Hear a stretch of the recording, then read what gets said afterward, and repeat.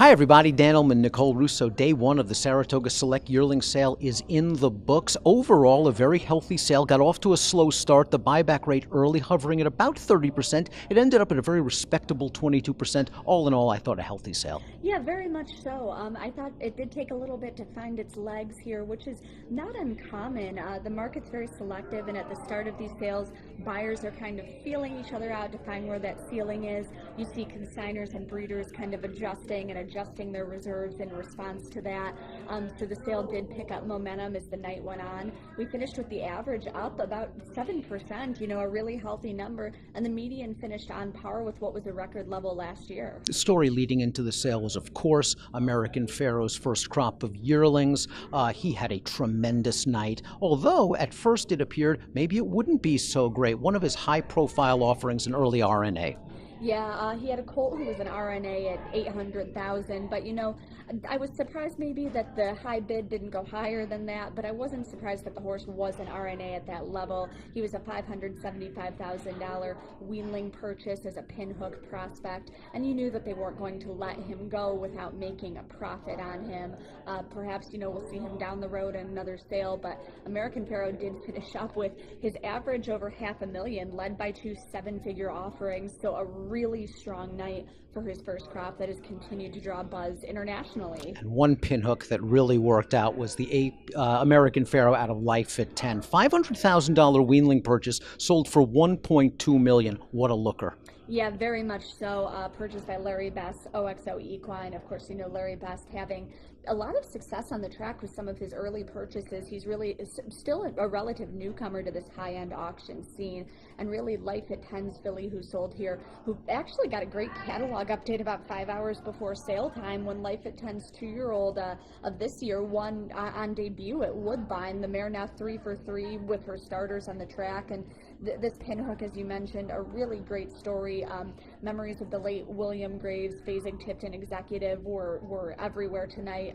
His son, Brian Graves, the director of public sales at Gainesway, which consigned Life at 10's American Pharoah filly, and Brian Graves picked out this filly as a weanling for a pinhooking partnership, and they really hit a home run with her here tonight, and Graves showed us carrying his father's lucky handkerchief with him for good luck this evening. It really was a fantastic story, and we did get a chance to talk to Brian Graves after that very, very successful pinhook. She was vetted 14 times here by some of the best judges in the business, so we wish him the best of luck. It's the second year in a row that you've had a seven-figure pinhook at Saratoga. What does that feel like? That feels good. that feels great. What is that? I mean, is it just a sign of spotting the market correctly to bring the right horse in here? What's your sales agent at It's my dad's lucky handkerchief. Don't make us cry. I was going to ask you if you and your dad had talked about this horse at all and kind of what he thought of her physically. I showed this filly to my dad at the weanling sale last year, and he gave me the thumbs up. He liked her, and I liked her a lot as well. We talked about a much lower number to buy her, but I kind of went ahead with my partners Jamie and Mike, Jamie Hill and Mike McMahon, and Bonchant's farm, and we formed a partnership. So we pushed a little bit on her to get her. What do you tend to like to see in your weanlings? What's kind of your balance, athleticism, sire power. It wouldn't be a party without Bob Baffert's presence. American Pharoah had a colt out of Party Silks, a New York bred, a half to the very good millionaire upstart. Baffert signs the ticket for $1 million, and he said afterwards, kind of liked the sire. Yeah, there's an understatement, right? A lot of people who like the sire involved in this purchase. Bob Baffert, of course, the trainer of American Pharoah, signing the ticket for the Coolmore Group, which of course stands American Pharoah now. They've been supporting this horse at auction, as they do with many of their stallions. Upstart, a really, kind of underrated, hard-knocking horse, multiple graded winner and millionaire. And of course, we talked a little bit before the sale about some of the New York breds who were trying open company in the select sale rather than, waiting for the New York bred sale. And, this one, another home run, really, for the young stallion. We caught up with Bob Baffert after the purchase. Here's what he had to say. So we like the sire, obviously. I like the sire. A little bit. I really like the sire. He's all right. He made me famous. But you know, of the ones I've seen, I really liked him, and you know, he's a late foal, and you can see he's going to change a lot, and it should be for the better. So we're excited about it. Is this what you expected?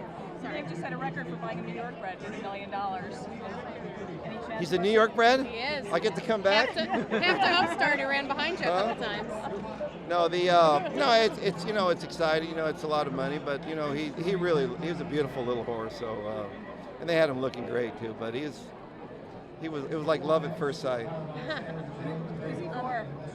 What's that? Who'd you buy him for? MB Magner. Any similarities between him and the sire that you see?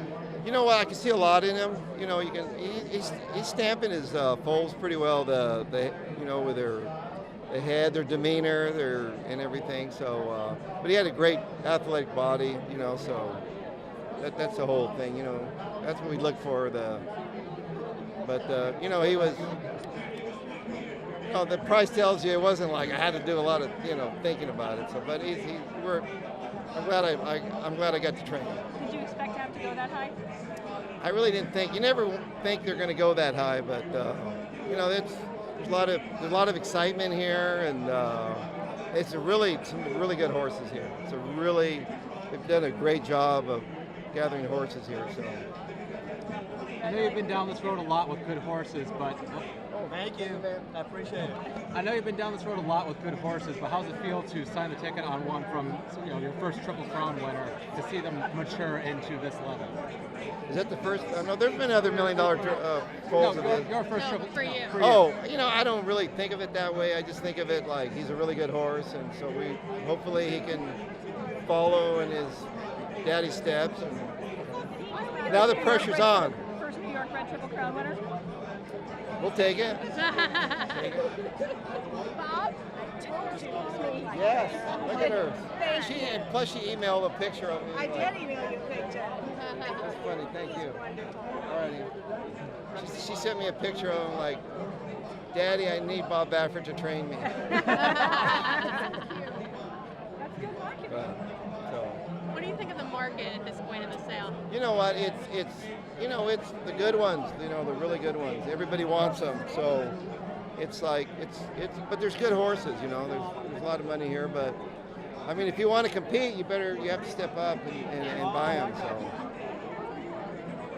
Congratulations. thank you very much. All right. Thank you, Bob. Other high-profile yearlings at this select sale included a half to Tepin by Warfront, an Irish bred who sold for a really strong $750,000. Yeah, and another one who came up early in the sale, so I thought, maybe the price would have been a little higher if she was later in the evening. That's the luck of the draw. You love to see a filly from that family. Broodmare Life Happened, so consistent. In addition to producing Tepin, she's produced the multiple graded winning millionaire Vijack, Prime Cut, who was graded place. You love to see a filly from that family, such residual value. Purchased for bloodstock agents Alex Solis and Jason Litt. They do a lot of shopping for Ellen J. Foxwoods, so this filly could perhaps be ticketed for them. High-profile buyback, the first foal out of La Verdad. Just a brilliant sprinter and, listen, a very high-priced RNA. Very much so, but just like the American Pharoah we discussed earlier, these are connections who weren't going to let this horse go for less than what they felt she was worth. Owner Sheila Rosenblum, who raced La Verdad and who bred this filly, I don't think she was going to be willing to part with her for less than what she considered a fair sum. She'd certainly be happy to race her herself or in partnership. So I'm certainly going to be watching this one down the road. A healthy sale. We caught up with Boyd Browning Jr., President, Chief Executive Officer of Fasig Tipton, for his thoughts on day one. We've got to be pleased when you look up and the gross is up 18 or 19%. Average is up 7%. Median still equal to record high last year of $300,000. And the buyback rate is certainly an acceptable level of 22%. So very, very encouraging start to the sale tonight. We thought we had good horses, and I think the buyers responded very favorably across the board. It's what we've seen in recent years. Very, very, very intense competition, lots of activity on most of the horses, but buyers do have limits. You know, we had a sales top tonight was $1.2 million. Another horse brought $1 million, which is essentially in line with the sales top levels of recent years. And I don't think that's any surprise to any of us. Great activity between $250,000 and $750,000. So a very, very good start.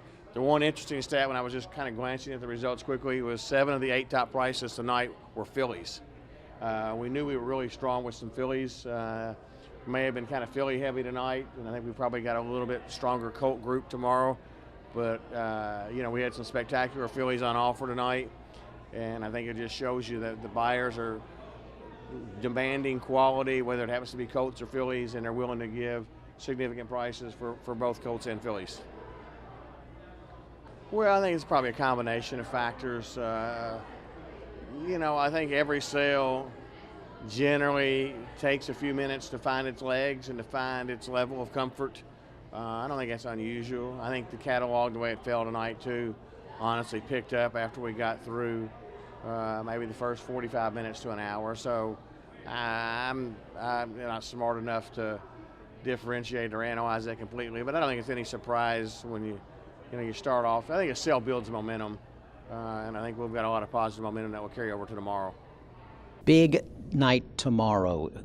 Today was top heavy with fillies, I would say. 7 of the 8 highest priced lots were fillies. We've got some intriguing colts, I believe, tomorrow. One by Medaglia d'Oro I'm really interested in, but there's also an American Pharoah filly that we've already talked about in our preview. Looks exactly like Pharoah. Very much so, and you know, I mean, Bob Baffert referenced earlier, he said a lot of the American Pharaohs kind of have his head, his eye, his demeanor, and this filly, when I saw her at TaylorMade, which of course consigned her sire to sale right here 5 years ago, I can't believe it's been that long, you know, when she walked out of the stall, I really said, wow, this is a doppelganger. So, as I said, American Pharoah, led by those 2 high-priced lots, finished with his average over $500,000 tonight, and I'm going to be really interested to see how the market continues to respond tomorrow evening. It's going to be a great night tomorrow night. Please stay with us. DRF TV is going to have you covered with updates, interviews, and a recap once the sale is concluded. Our coverage is presented by Stone Street.